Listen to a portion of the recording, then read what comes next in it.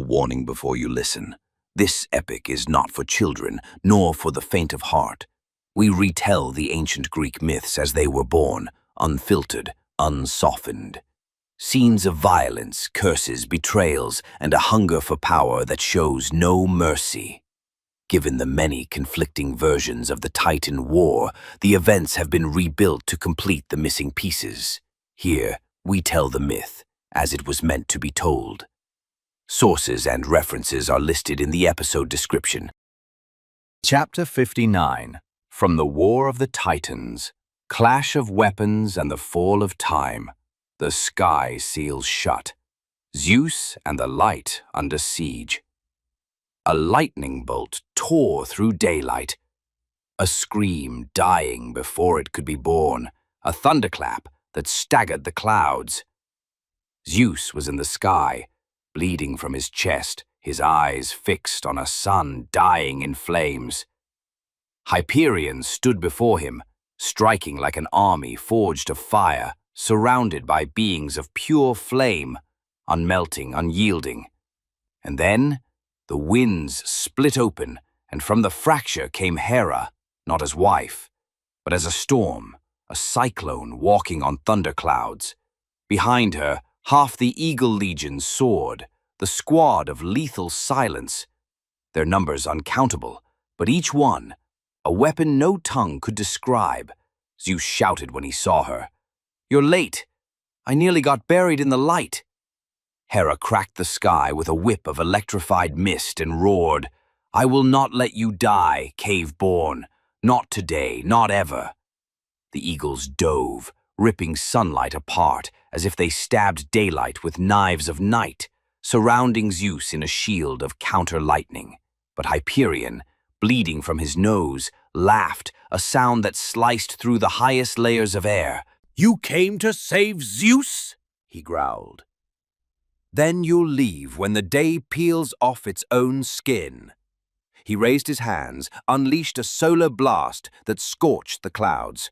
The eagles screamed for the first time, but that wasn't the end. Suddenly, lightning froze. Yes, the very force of Zeus halted. Cronus appeared on the far end of the sky. He didn't attack, he simply moved one finger, and thunder ricocheted, time looped, and Zeus's heartbeat lagged behind his body. Hera slashed at the fractured time rings and shouted, "Cronus, you're not fighting us! You're writing our deaths! Slowly, filthily!" Cronus laughed, but it wasn't laughter. It was an earthquake laughing, a voice gnawing on time itself. Then he screamed, like hell had finally found its mouth. "Sons of the traitor, you rose from me like heroes, but every step you take brings you back to my stomach. I am time, the beginning that was never recorded, the ending that will never be written. You are stolen flesh, and I will reclaim it." The sky trembled. Thunderbolts hid behind clouds. Even Zeus, his heart stopped in that moment. Cronus went on, his voice flaying their souls. "You believed Uranus's prophecy? That wasn't a vision. It was the madness of a god who feared my face.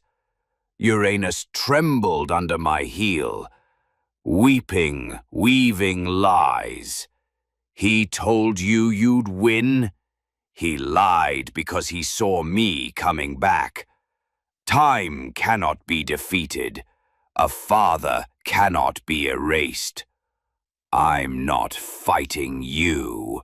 I'm dragging you back to the moment you tried to escape. Stay there. Remember my voice, because from this moment on, you won't tremble at war. You'll tremble at my name."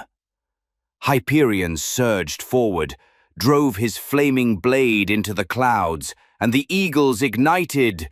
Zeus screamed, "I can't move! Time! It's stealing my muscles!" Hera tried to carve an escape path, but Hyperion caged her inside a sphere of light, and with a killer's grin said, "You're not a rescue force. You're a funeral procession that showed up late." Even the eagles began to fall. Invincible soldiers turned to ash, scattered across the burning sky. The attack didn't stop. Hyperion kept striking, Cronus kept resetting time, and Zeus began to vanish between both fates. The rescuers now needed rescue. A stifled heartbeat, a gasping cloud, then a distant roar, growing closer, but the sky hadn't spoken its final word. This chapter of the epic has come to an end, but remember, what you've just heard is not a record of facts, but the echo of a myth, a story born from the imagination of the ancients, etched into the long memory of humankind. If this tale stirred something in you, if it opened a door to reflection or wonder, don't forget to support the channel and share the journey with those you love. And in the comments, tell us which moment in this chapter struck you the most and why. We'll meet again in the next chapter of this audio odyssey through time. Until then, farewell.